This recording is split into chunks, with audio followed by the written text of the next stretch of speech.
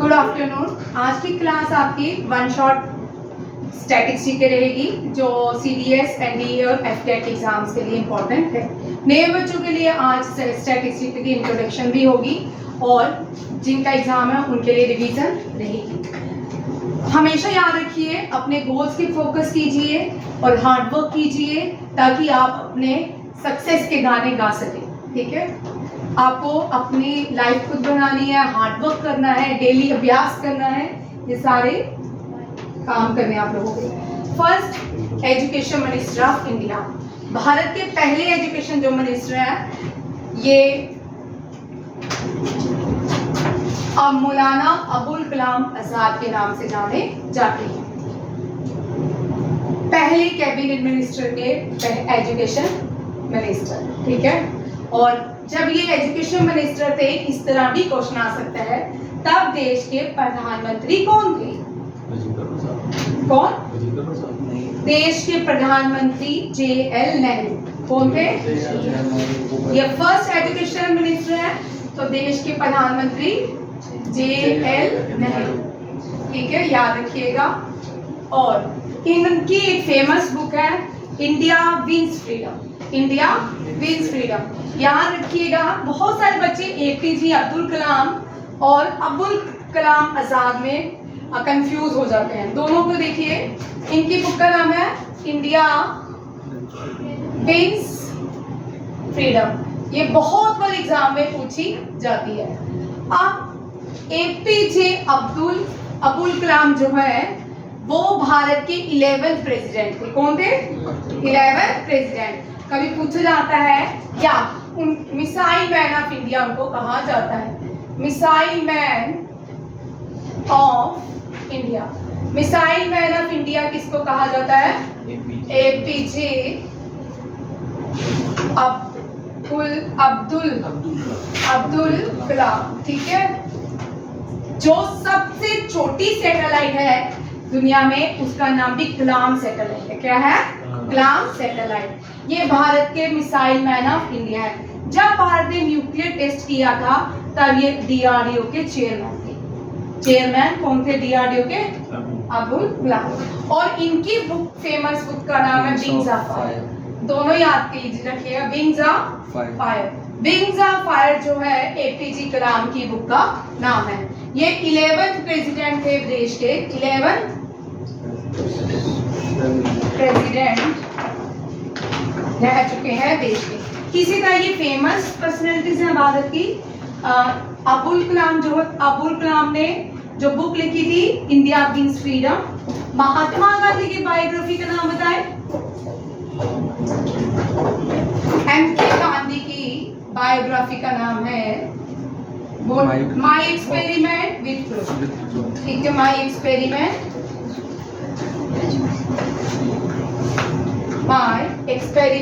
With truth. Question आते हैं CDS में, FCAT में, NDA। ठीक है, और महात्मा गांधी की फेमस बुक स्वराज कौन सी है? स्वराज।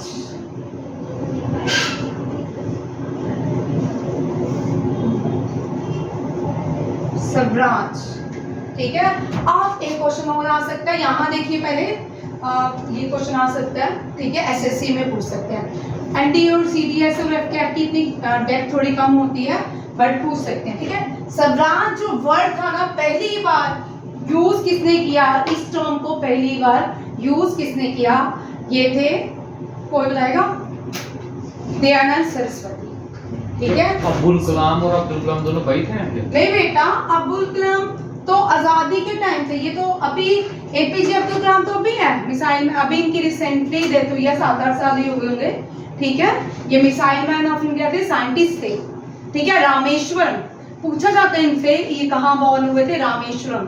ठीक है, तमिलनाडु के रामेश्वरम में पैदा हुए। बड़ी पुअर फैमिली से थे ये APJ अब्दुल कलाम। जो मौलाना अबुल कलाम है, इनका निकनेम है मौलाना। मौलाना इनका निकनेम है, याद रखिएगा। और APJ अब्दुल कलाम को मिसाइल मैन ऑफ इंडिया कहते हैं। स्वराज जो पहली बार टर्म यूज की थी, स्वराज से क्वेश्चन आते हैं, ठीक है। जब भी ऐसा नहीं है कि हम सीधे सीधे क्वेश्चंस करेंगे, ऐसा नहीं होता, ठीक है। जीके इतनी वास्ट है स्टैटिक्स जीके, आप एक क्वेश्चन के साथ 10 क्वेश्चन आपको फ्री में मिलते हैं, ठीक है। यहाँ पे इसके साथ कुछ भी हम इंडस्ट्रीज नहीं होता, बहुत ज्यादा क्वेश्चन होते हैं। अब स्वराज टर्म का यूज सबसे पहले दयानंद सरस्वती ने की। किसने? दयानंद सरस्वती। स्वामी दयानंद सरस्वती के नाम से जानते थे। ये रेनेसेंस पीरियड से बिलोंग करते थे, रिफॉर्मर्स से, ठीक है। फाउंडर किसके थे? आर्य समाज के। फाउंडर किसके थे? आर्य समाज। अब आर्य समाज से भी क्वेश्चन आते हैं, ठीक है, बहुत क्वेश्चन आते हैं आर्य समाज से। इनकी बुक का नाम सत्यार्थ प्रकाश, सत्यार्थ, ठीक है। ये Gujarat, born in Gujarat, first DAV school. DAV school को बताएगा स्टैंड फॉर दयानंद एंग्लो वैदिक स्कूल, ठीक है। आफ्टर इंडिपेंडेंट मतलब यही लॉर्ड माउंटबेटन का जजमेंट होने था ना। हाँ, वो भी बताऊंगी। अभी पहले इस क्वेश्चन पे डिस्कस करते हैं, फिर इस क्वेश्चन पे भी बहुत सारे डिस्कशंस हैं, ठीक है। इस क्वेश्चन में बहुत सारे पॉइंट्स हैं जो एग्जाम में पूछे जाते हैं। बुक बॉर्न गुजरात में हुए और इन्होंने जो एक स्लोगन दिया स्वराज, स्लोगन क्या था? एक तरह का स्लोगन ही बोला जा सकता है। स्वराज का मतलब था इनके लिए, इन्होंने Swaraj, India for Indians, India for Indians.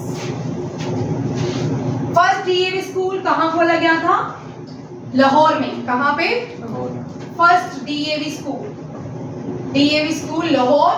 और आर्य समाज की स्थापना, आर्य समाज कहाँ बनाया गया था? मुंबई में। और जो पाकिस्तान वाला एरिया है, जो आज पाकिस्तान कहलाता है, वहां पे ज्यादातर लोग आर्य समाज को बिलोंग करते हैं। लाहौर में, मीरपुर में, कोटली में, यहाँ पे ज्यादातर जो लोग मिलते थे आर्य समाज के फॉलोअर थे, ठीक है। आर्य समाज जो पहला फाउंड किया गया वो मुंबई में, ठीक है। रोहिणी, यहाँ से क्वेश्चन आते हैं, ठीक है। इनका एक स्लोगन था, बहुत इंपॉर्टेंट है, इतनी बार एनडीए सीडीएस स्टैटिस्टिक्स के एग्जाम में आ चुका है। Back to Vedas, back to Vedas, ये स्लोगन है इनका, ठीक है। वो टर्म थी, यहाँ टर्म लिख लें। फर्स्ट की यूज, फर्स्ट स्वराज याद रखिएगा। स्वराज जब भी करेंगे ना, स्वराज को हमेशा ध्यान में रखें। स्वराज पहली बार यूज किया स्वामी दयानंद सरस्वती ने, दूसरी बार बाल गंगाधर तिलक ने, और तीसरी बार स्वराज को यूज किया गया भाई JL नेहरू ने। ये बहुत इंपॉर्टेंट है। कब किया गया? 1929 लाहौर सेशन ऑफ कांग्रेस, ठीक है। ये भी याद रखना है। इन्होंने बैक टू वेदास, स्लोगन क्या है? बैक टू वेदास, ये स्लोगन है। यहाँ पे जब भी आप स्वामी दयानंद सरस्वती को याद करोगे, डिटेल पूरा उनका इस तरह आप टेबल बनाइए। कोई भी पर्सन को याद करते हो ना, उसका टेबल बनाइए, उसकी बुक्स लिखिए। सब जैसे दयानंद सरस्वती हैं, फाउंडर है आर्य समाज के। फेमस बुक सत्यार्थ प्रकाश है। Born in Gujarat, term Swaraj first use by him, ठीक है। Swaraj means for him, India for Indians. And first DAV school establish in Lahore, Pakistan. अब पाकिस्तान है, ठीक है। Arya Samaj was founded at Mumbai and famous slogan given by the Swami Dayanand Saraswati was back to Vedas, ठीक है। ये वेदास को मानते थे, पुराणास को नहीं मानते थे। जो पुराण थे उनको फॉलो नहीं करते थे। अब स्वराज है तो स्वराज से हम सारा क्वेश्चन उठाएंगे। स्वराज को सेकिन बार आपको दिया समझ आ रहा है? ठीक है। स्वराज यहाँ में फर्स्ट लिखती हूँ, आप टेबल बना सकते हो।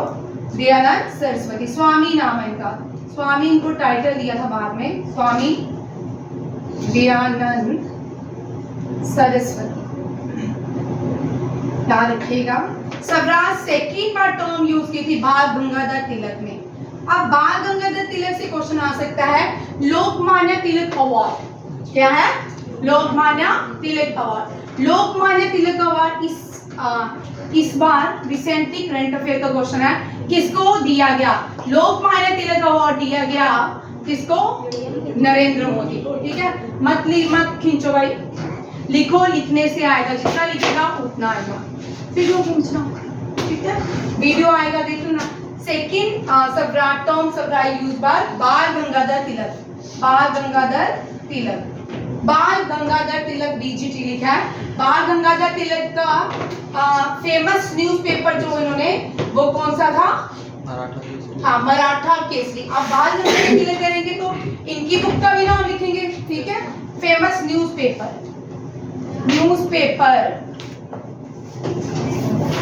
न्यूज़पेपर का नाम है जो इन्होंने पब्लिश की थी, मराठा केसरी।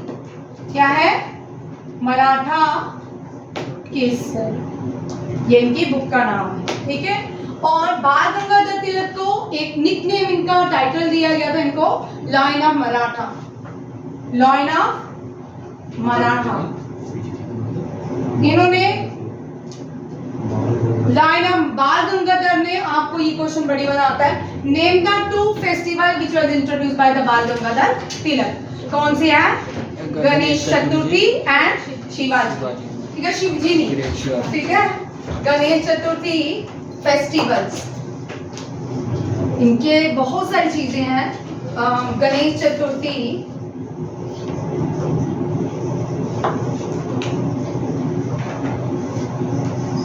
एंड शिवाजी। शिवाजी कौन थे? Father of navy, father of Indian navy and youngest ruler of Maratha.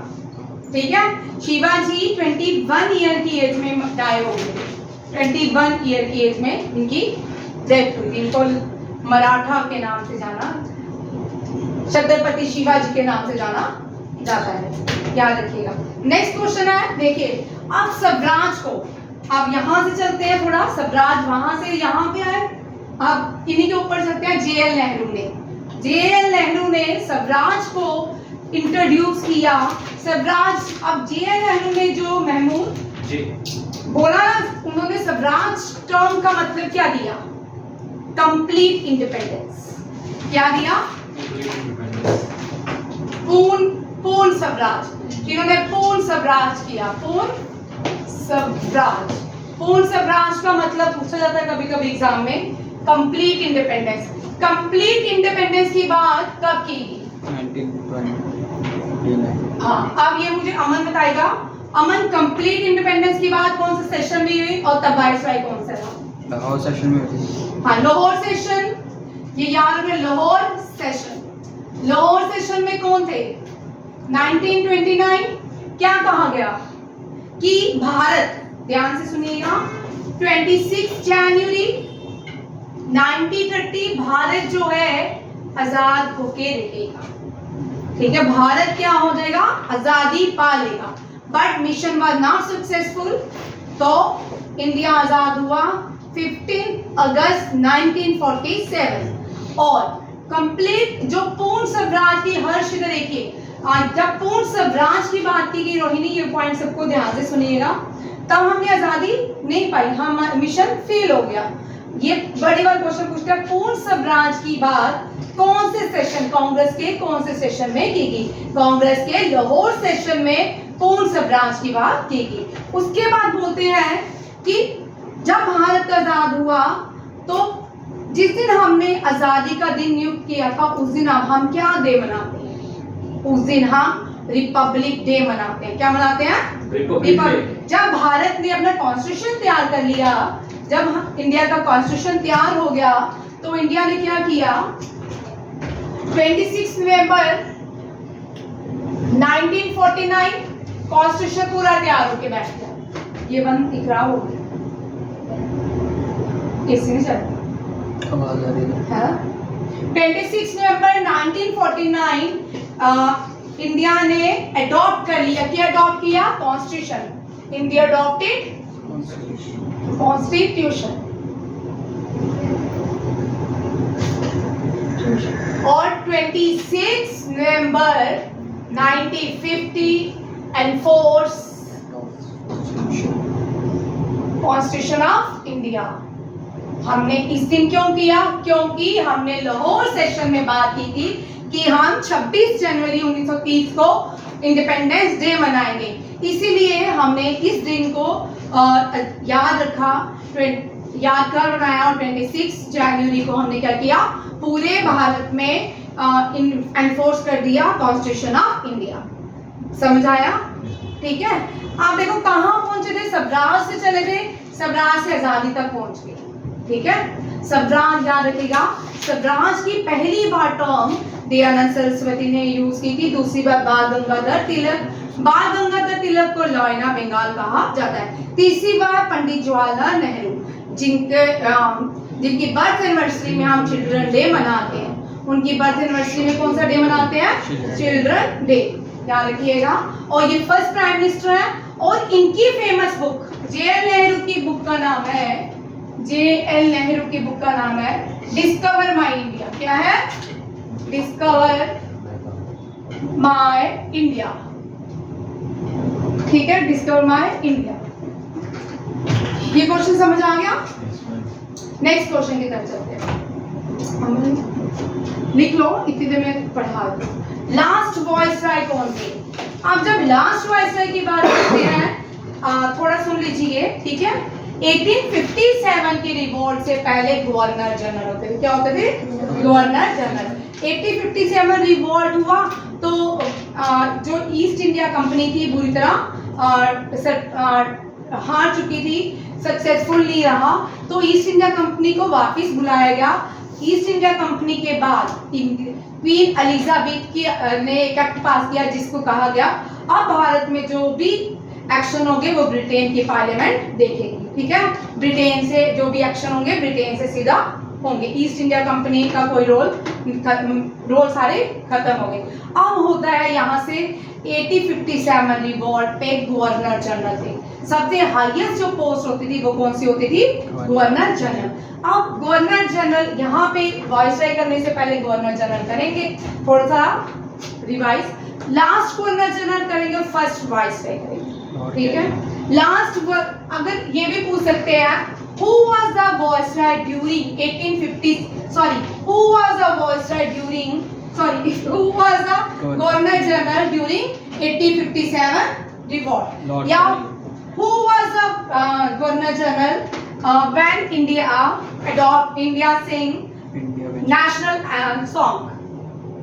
ठीक है, ये भी क्वेश्चन पूछ सकते हैं। जो नेशनल सॉन्ग था जनगण सॉरी वंदे मातरम, वो भी वॉइसरॉय था। बैंकिंग 1896 में गाया गया था। ठीक है, 96 बाद में हुआ, 1857 रिवॉल्ट पहले हुआ, वॉइसरॉय है।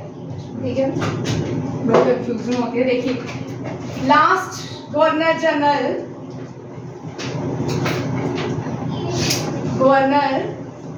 जनरल यहाँ पे जो इस क्वेश्चन से रिलेटेड कंफ्यूजिंग क्वेश्चन है वो करेंगे पहले। ठीक, and first governor general, first viceroy, दोनों ही कौन है? Lord Canning. Lord Canning. ये लॉर्ड नहीं है, क्यों खुद को हमारे देश ने लगा दी इनको लॉर्ड, हम पे रूल किया 200 साल और ये लॉर्ड बन गए। ठीक है, अभी तक ये लॉर्ड कैनिंग। ठीक है, अब लास्ट वॉइसरॉय कौन है? Lord Mountbatten. जो लास्ट वॉइसरॉय थे वो फर्स्ट गवर्नर जनरल थे फ्री इंडिया के। First governor general free India, आजाद भारत के पहले governor general, first and the last governor general of India, first and the last governor general from free India, from free India. जो नए बच्चे हैं इस क्वेश्चन को ध्यान में देखिए, ये बहुत बार आता है, कंफ्यूजन क्रिएट करता है। ठीक है, यहाँ पे मैंने क्या लिखा? पहला गवर्नर जनरल आजादी के बाद, भारत जब आजाद हुआ कोई भी भारतीय गवर्नर जनरल नहीं बना। कौन बना? Lord Mountbatten. फिर जो भारतीय बनाया गया फर्स्ट एंड लास्ट वो थे सी राजा गोपालाचार्य, सी राजा गोपालाचार्य। चार। और जो फर्स्ट थे वो कौन है? Lord mount. ये जो है बेटन, लॉर्ड माउंट बेटन। यहाँ तक समझ आ गया सबको? Yes ma'am. अब नेक्स्ट क्वेश्चन की तरफ से, पहले वाइस प्रेसिडेंट। अब दिव्यांश जो पहले वाइस प्रेसिडेंट थे, सभी पहले ध्यान से सुनिए, आपको याद हो जाएंगे सुनते ही। महमूद सुनो पहले। जी। जो पहले वाइस प्रेसिडेंट थे वो सेकंड प्रेसिडेंट ऑफ इंडिया बने। वो क्या बने? President of India. Second president of India. याद रखिएगा, जो पहले वाइस प्रेसिडेंट थे वो क्या बने? Second president of India, Sarvepalli Radhakrishnan. और इनकी बर्थ एनिवर्सरी में हम teachers day celebrate teacher day हम सेलिब्रेट करते हैं 5 सितंबर, आने वाला है। ठीक है, मुझे बहुत सारे गिफ्ट मिलेंगे, ठीक है। टीचर डे सेलिब्रेट करते हैं हम 5 सितंबर। याद रखिएगा, 4 सितंबर को एनडीए का पेपर है, 5 सितंबर को टीचर डे। 3 को है 3 सितंबर, ठीक है। फर्स्ट वाइस प्रेसिडेंट जो थे वो सेकंड प्रेसिडेंट बने। आज तक एक ही प्रेसिडेंट भारत के ट्वाइस, 2 बार क्या बने प्रेसिडेंट। उनका नाम क्या था? डॉक्टर जिंदल प्रसाद। मैंने ये फर्स्ट एग्रीकल्चर मिनिस्टर भी थे भारत के, लिख लो, फर्स्ट एग्रीकल्चर मिनिस्टर। कैबिनेट में first agriculture minister,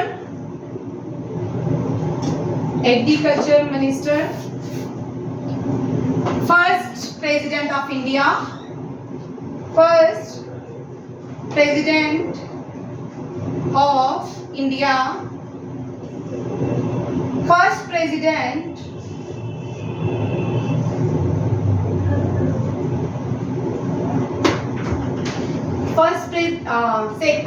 first permanent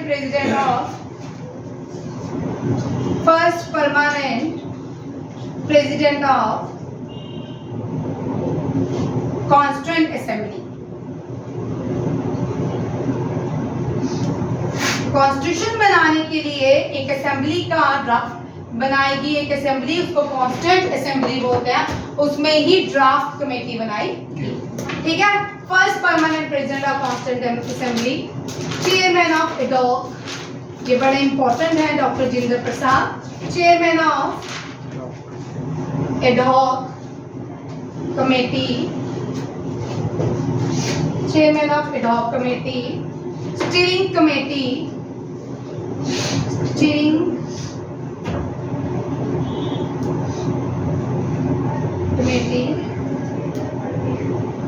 and first president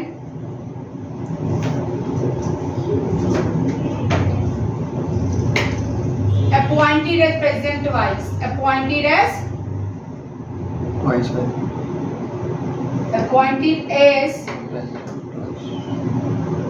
president twice। ये है डॉक्टर जिंदल प्रसाद। और डॉक्टर जिंदल प्रसाद जो है इंडियन नेशनल कांग्रेस के प्रेसिडेंट भी रह चुके हैं।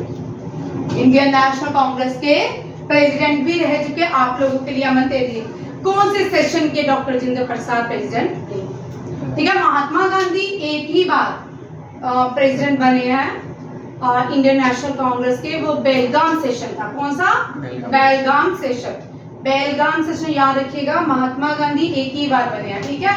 और जेएल नेहरू शायद 3 बार बने हैं, और सुभाष चंद्र बोस 2 बार बने हैं, और पहले बंकिम चंद्र चट्टोपाध्याय थे, और फर्स्ट मुस्लिम जो इंडियन नेशनल कांग्रेस के थे बदरुद्दीन त्यागची थे।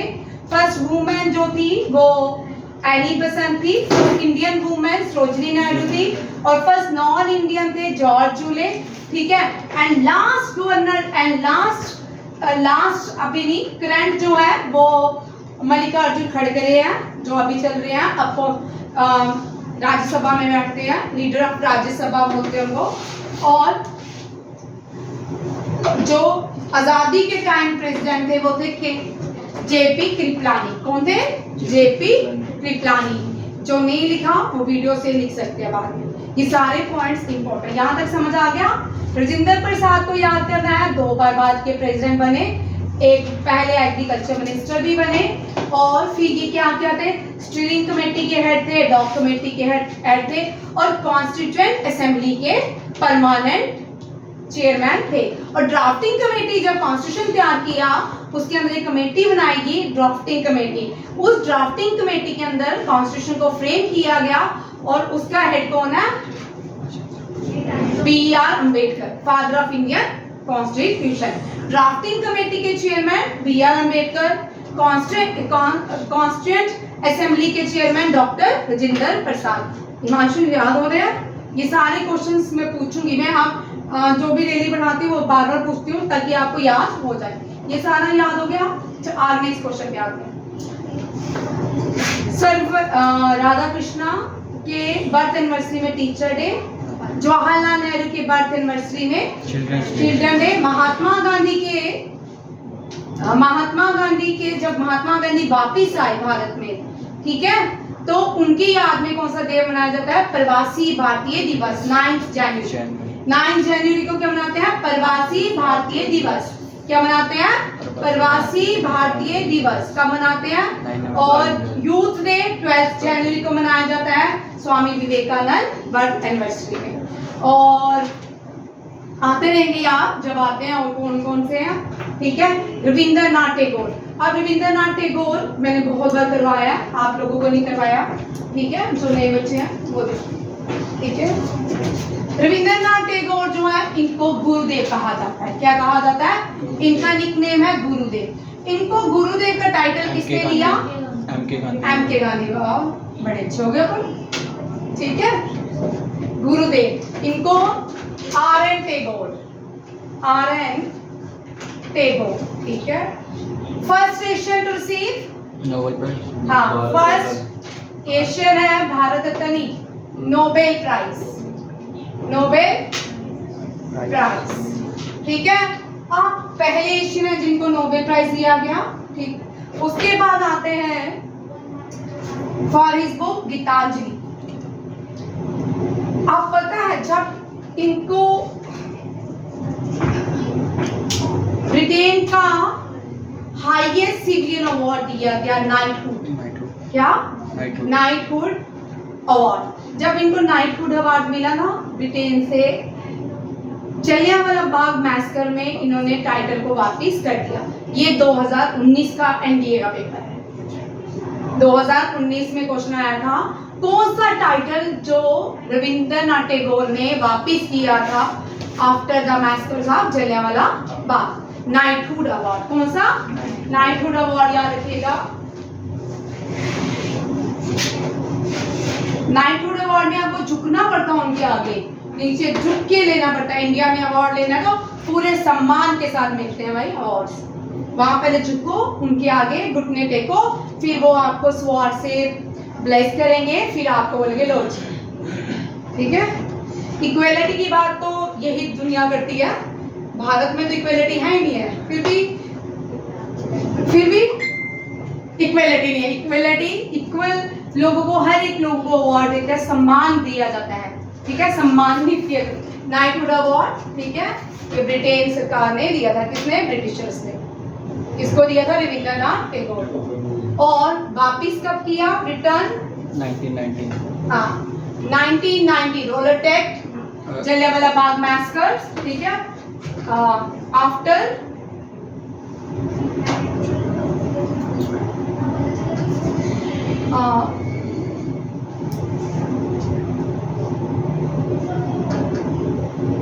याद रखिएगा, बड़ा इंपॉर्टेंट है, ठीक है। और इन्होंने पहली बार नेशनल एंथम जो है, बंगाल में नेशनल एंथम, नेशनल सॉन्ग, दोनों ही बंगाल सेशन में गाए, दोनों ही बंगाल सेशन में गाए, ठीक है। और नेशनल एंथम 1911 और ये 1896 में गाया गया। दोनों ही बंगाली में गाए गए, दोनों ही बंगाली में गाए गए। ये नेशनल एंथम पे बहुत कंट्रोवर्सी है, ठीक है, क्योंकि सिंध भारत में नहीं है, वो पाकिस्तान का हिस्सा बन चुका है। दूसरा, नेशनल एंथम कुछ लोग बोलते हैं जब गाया गया तब ब्रिटेन के राजा किंग चार्ल्स से, राजा नहीं कि जो उनके पार्लियामेंट में जो लीडर थे उसकी प्रेज में, किंग चार्ल्स की प्रेज में ही गाया गया था। तो लोग बोलते हैं कि नेशनल एंथम उनकी प्लेस में। इसके लिए बहुत सारी पिटीशन है, सुप्रीम कोर्ट में इतनी पिटीशन फाइल है कि हमें नेशनल एंथम चेंज करना चाहिए। जो सुभाष चंद्र बोस ने नेशनल एंथम लिखा उसको देश में नेशनल एंथम आना चाहिए और ये वाला नेशनल एंथम कैंसिल होना चाहिए। ये ईस्ट बंगाल, जिसको आज बांग्लादेश बोलते हैं, वहां पे बॉर्न हुए थे। इन्होंने 2 देश के नेशनल एंथम लिखे, एक तो भारत, एक बांग्लादेश, ठीक है। नेशनल एंथम किस किसके लिखे हैं? भारत और बांग्लादेश। और इनकी ही पोइट्री से श्रीलंका ने नेशनल एंथम लिखा, ठीक है। श्रीलंका का जो नेशनल एंथम है इन्हीं की ही पोइट्री से लिया गया है। ये समझ आ गया आप सबको? Yes ma'am. रविंद्रनाथ टैगोर से पहले याद रखना है 1911। क्या याद रखना है? 1911 बंगाल सेशन में रविंद्रनाथ टैगोर ने नेशनल एंथम बंगाली में गाया। किसमें गाया? बंगाली में गाया। अब आ जाते हैं इनकी फेमस बुक गीतांजलि, बहुत ज्यादा है। बंकिम चंद्र चट्टोपाध्याय की फेमस बुक है आनंदमठ। कौन सी है? बेटा बहुत सारी बुक्स भी हो रही है साथ साथ में, ठीक है। आनंदमठ ये किसने लिखी है? बीसी चट्टोपाध्याय। बंकिम चंद्र चट्टोपाध्याय की बुक से ही नेशनल सॉन्ग जो है वंदे मातरम दिया गया। और वंदे मातरम स्लोगन भी किसने दिया? बंकिम चंद्र चटर्जी ने। नेक्स्ट आते हैं, ये भी बंगाल के थे, विक्रमशिला यूनिवर्सिटी, ठीक है। आपको 2-3 क्वेश्चन याद रखने हैं। विक्रमशिला है बिहार में। बिहार में बहुत बड़ी बड़ी यूनिवर्सिटीज भारत की हुई है। एक तो है नालंदा, दूसरी है विक्रमशिला। किसने बनाई नालंदा यूनिवर्सिटी? किसने बनाई थी? परसों तो करवाया है। सही है सर।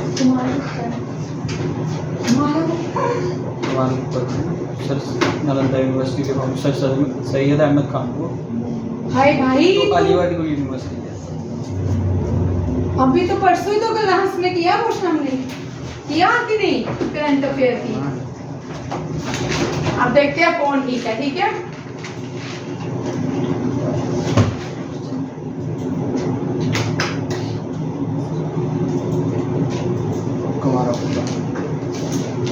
कौन है भाई? भूल जाते हो तुम सब जल्दी से ही। ये है नालंदा यूनिवर्सिटी, ठीक है। ये इससे क्वेश्चन आता है, बड़े चांसेस रहते हैं सारे एग्जाम में आता है, ठीक है। देखिए नालंदा यूनिवर्सिटी राजगीर में है, बिहार में, नालंदा डिस्ट्रिक्ट में। कुमारा गुप्ता इसके क्या है? फाउंडर है। कुमारा गुप्ता को शक्रादित्य भी कहा जाता है। याद रखिएगा, ये बड़ा इंपॉर्टेंट क्वेश्चन है सीडीएस के लिए। कुमारा गुप्ता को और किस नाम से बुलाया जाता है? शक्रादित्य के नाम से बुलाया जाता है। फिर यहाँ पे ये क्वेश्चन बहुत बार आता है, कौन से चाइनीज पिलग्रिम है जिन्होंने नालंदा यूनिवर्सिटी में विजिट किया during Harsha dynasty? During Harsha वो कौन थे? ह्यून सैंग। कौन है? ह्यून सैंग। ह्यून पहले तो इतने सारे ट्रांसपोर्ट नहीं होते थे। ह्यून सैंग जो थे संस्कृत बोलते थे, श्लोक बोलते थे। जब वो रास्ते इतना इंडिया का इतना लिटरेचर लेके गए थे कि रास्ते में उनका कहीं तूफान आ जाता था, वो लिटरेचर बह जाता था, कहीं चोर आ जाते थे, वो लूट लेते थे। फिर जो बच गया वो उन्होंने चाइना में जाके लिखा और लोगों को उसके बारे में बताया, ठीक है। अभी चाइना में एक मूवी भी रिलीज हुई है जिसमें ह्यून सैंग संस्कृत बोल रही है। ह्यून सैंग जो लैंग्वेज बोल रहे हैं संस्कृत बोल रहे हैं। नेक्स्ट यूनिवर्सिटी देखो जो हम बता रहे हैं, विक्रमशिला, ठीक है। ये सेकंड अभी हम क्वेश्चन यही कर रहे थे।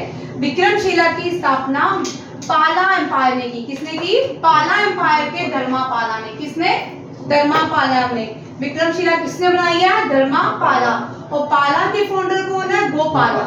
पाला के फाउंडर गोपाला। बहुत आसान है, ये बगलपुर डिस्ट्रिक्ट का बिहार में। अब तो यहाँ पे एनडीए सीडीएस और एफकैट में ये पूछ सकते हैं ये कौन सी डिस्ट्रिक्ट बगलपुर के कौन से जगह के पास पाई जाती है? ये अंतिचक में पाई जाती है। ये सेंचुरी में पाएगी। इसके माना जाता है कि ये नालंदा से भी क्या थी? बड़ी यूनिवर्सिटी थी जिसने नालंदा के स्ट्रक्चर को क्या किया था? खत्म कर। नालंदा करेंगे तो विक्रमशिला करेंगे, ये करेंगे तक्षशिला तो करेंगे ही करेंगे। ठीक है, तक्षशिला ये सबसे पहली यूनिवर्सिटी। तक्षशिला ये आप पेशावर पाकिस्तान में रियून हो चुकी है। पेशावर पाकिस्तान में है। कनिष्क रूल करते थे यहाँ पे।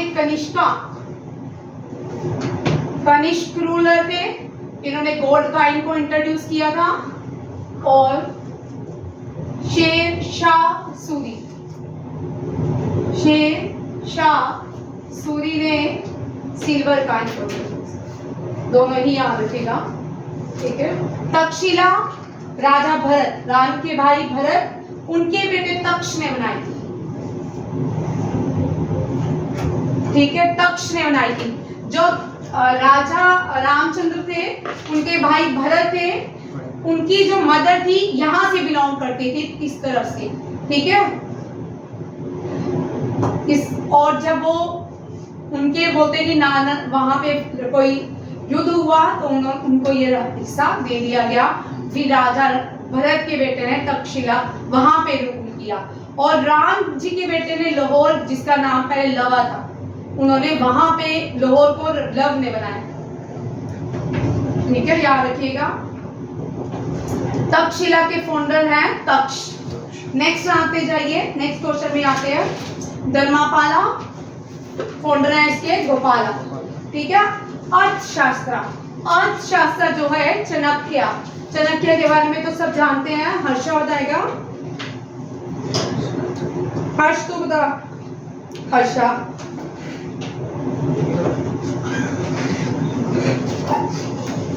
बोल भाई,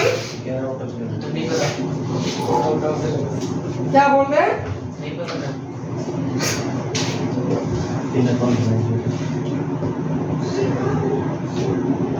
नहीं पता। अब नंदा एम्पायर को खत्म करने में इस चाणक्य का बहुत बड़ा हाथ है। चाणक्य ने एक राजा तैयार किया जिसका नाम था चंद्रगुप्त मौर्य। चंद्रगुप्त मौर्य जो है फाउंडर है मौर्यन एम्पायर के। ठीक है, किसके? मौर्यन एम्पायर।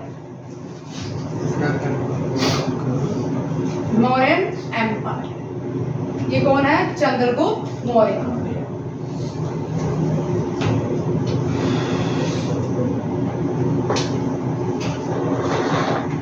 इसके बेटा ये भी आता है बिंदुसार। उनका बेटा बिंदुसार का अशोका। अशोका के आगे दो बच्चे महिंद्रा एंड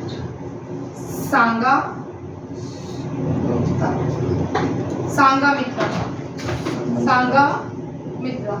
ये इसकी बेटी थी, ये इसका बेटा था।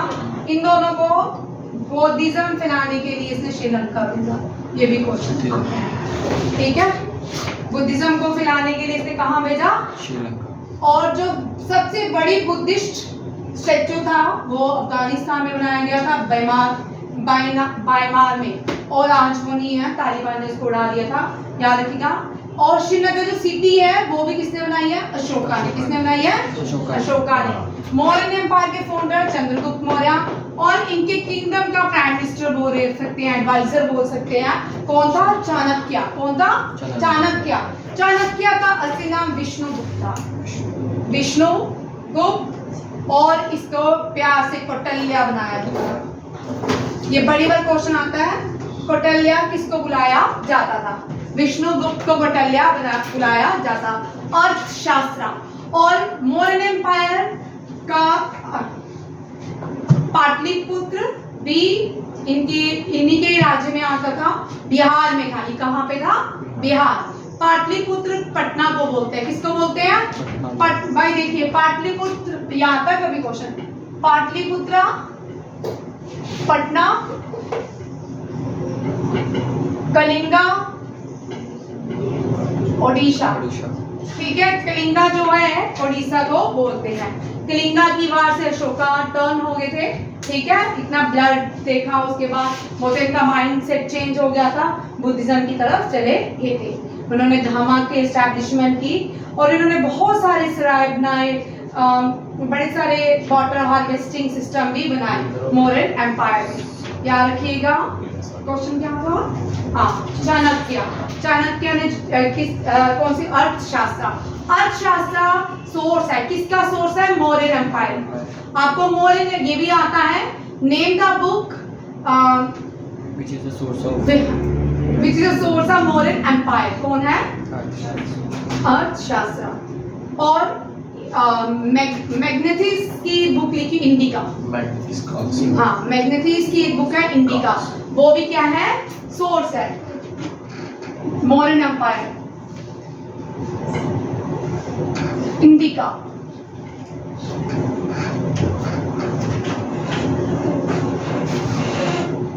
नेक्स्ट देखिए, हिंद स्वराज। अभी मैंने आपको बता दी गांधी जी की फेवरेट बुक हिंद स्वराज। गांधी जी आए तो गांधी जी रिटर्न हुए थे 1915 में भारत में। गांधी जी जब अफ्रीका थे, एक मूवमेंट स्टार्ट की इन्होंने, सत्याग्रह मूवमेंट। कौन सी? सत्याग्रह मूवमेंट। गांधी जी ने कहाँ स्टार्ट की? साउथ अफ्रीका में। ठीक है, 1900 name the movement which was started by Gandhi ji in South Africa. Satyagraha. ठीक है, गांधी जी रिटर्न। अच्छा, name the newspaper which was published by Gandhi ji from in South Africa. Indian Opinion. ठीक है, ये भी इंपॉर्टेंट क्वेश्चन है, बहुत बार आता है। न्यूज़पेपर ये एफकेट के लिए इंपॉर्टेंट है भाई। ठीक है, न्यूज़पेपर कौन सा है? साउथ अफ्रीका में गांधी जी जो पब्लिश करते थे वो है इंडियन ओपिनियन। और हरिजन के लिए हरिजन न्यूज़पेपर भारत से पब्लिश करते थे। ठीक है, यंग इंडिया भी न्यूज़पेपर है गांधी जी का, यंग इंडिया, ये भी गांधी जी का न्यूज़पेपर है, याद रखिएगा। यंग इंडिया, हरिजन, ये हरिजन थे शेड्यूल जो कास्ट के लोग थे, उनको गांधी जी हरिजन के नाम से बुलाते थे। कभी कभी क्वेश्चन आता है, गांधी जी जब मर रहे थे उनके लास्ट अंतिम शब्द क्या थे? हेरा। क्या थे? हेरा। ठीक है, नथुराम गोडसे नहीं, हेरा। ठीक है, हरिजन। यंग इंडिया इनके पेपर का नाम है। इंडियन ओपिनियन जो है ये साउथ अफ्रीका से पब्लिश करते थे। गांधी जी ने बहुत सारी मूवमेंट्स लाई। 1915 में भारत आए, 1917 में खेड़ा गए, 17 में खेड़ा गए, फिर 17 में चंपारण गए, चंपारण से खेड़ा से अहमदाबाद से रोलर टेक्ट हुआ, जलियांवाला बाग मैसेकर हुआ, नॉन कॉपरेशन मूवमेंट चलाई। क्या चलाई? Non cooperation movement. अब इतना इंपॉर्टेंट एक फैक्ट है, सिविल डिसोबीडियंस मूवमेंट जो गांधी जी ने चलाई, वो से किससे स्टार्ट की? 1930 में civil disobedience movement Gandhi ji ने स्टार्ट की, बहुत ही सॉल्ट लॉ वॉयलेशन के साथ। किसके साथ ही? सॉल्ट लॉ वॉयलेशन जो था,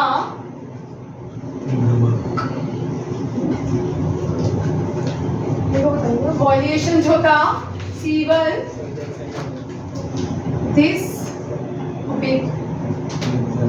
मूवमेंट। ठीक है, civil disobedience movement Gandhi ji ने चलाई थी, याद रखिएगा। सॉल्ट लॉ, फिर सॉल्ट लॉ के बाद 1942 में क्विट इंडिया। 1942 स्लोगन था डू और डाई। 1942 गांधी जी को सिंपल याद रखना चाहिए, गांधी जी को भी पॉइंट्स में याद है। गांधी जी 1915 में भारत आए, प्रवासी दिवस मनाया गया। उसके बाद गांधी जी 1 साल तक भारत भ्रमण किया, फिर उन्होंने सत्याग्रह आंदोलन को स्टार्ट किया। सत्याग्रह आंदोलन जो है गांधी जी ने चंपारण से स्टार्ट किया 1917 में। ये इंडिगो की खेती के लिए था। 1918 में गांधी जी खेड़ा गए किसानों के लिए। 1919 में जो था ट्रेडर्स के लिए गांधी जी ने अहमदाबाद में मूवमेंट स्टार्ट की। रोलर टेक के साथ गांधी जी ने नॉन कोऑपरेशन मूवमेंट की। उसी के साथ खिलाफत मूवमेंट भी हुई। खिलाफत में भी गांधी जी ने अली ब्रदर्स का साथ दिया। फिर non cooperation Jallianwala Bagh massacre के बाद क्या होगी, खत्म होगी, कॉल ऑफ कर दी। गांधी जी ने बोला अब इसको क्या करो, बंद कर दो, क्योंकि अब ये वायलेंट हो रही है। इसमें बुरी तरह ब्रिटिशर्स ने इंडियन को बेइज्जत किया था, तो ये मूवमेंट वापस ले ली गई। फिर उसके बाद 1930 में civil disobedience movement Gandhi ji ने स्टार्ट की विदाउट लॉ वायलेशन के साथ। 1942 में क्विट इंडिया मूवमेंट हुई। क्विट इंडिया मूवमेंट में गांधी जी को अरेस्ट कर लिया गया। उसके बाद लोगों ने इस मूवमेंट को चलाया। इस मूवमेंट को चलाने के बाद फिर गांधी जी 1948 में इनकी मृत्यु होगी और 47 में भारत आजाद हुआ। ठीक है, ये याद रखने हैं पॉइंट्स। नेक्स्ट देखते हैं 48 1948 वक्त में 48। टेलीफोन, टेलीफोन में क्या बजती है, बेल, तो ग्राम बेल है। ठीक है, कल में invention land of thousand lakes. अब देखिए लैंड फिनलैंड बोलते हैं। लैंड ऑफ लेक्स जो है इंडिया में, दोनों क्वेश्चन याद रखिएगा। Land of lake Bhopal, land of lake Bhopal, कहाँ राजा बोल, कहाँ गंगू तेली, तीसरे लैंड। ठीक है, और लैंड ऑफ थाउजेंड लेक इसको बोलते हैं फिनलैंड। फिनलैंड भी इंपॉर्टेंट है। फिनलैंड इसलिए इंपॉर्टेंट है 1956 हेलसिंकी ओलंपिक्स हुए। हेलसिंकी ओलंपिक्स, ये जो है ये पहली बार फिनलैंड की कैपिटल है हेलसिंकी। ठीक है, पहली बार भारत ने इंडिविजुअल मेडल लाया। फर्स्ट इंडिविजुअल मेडल किसने लाया, केडी यादव। किसमें लाया, वेट लिफ्टिंग में लाया था, रेसलिंग में केडी यादव से ने रेसलिंग। ठीक है, रेसलिंग केडी यादव याद रखिएगा।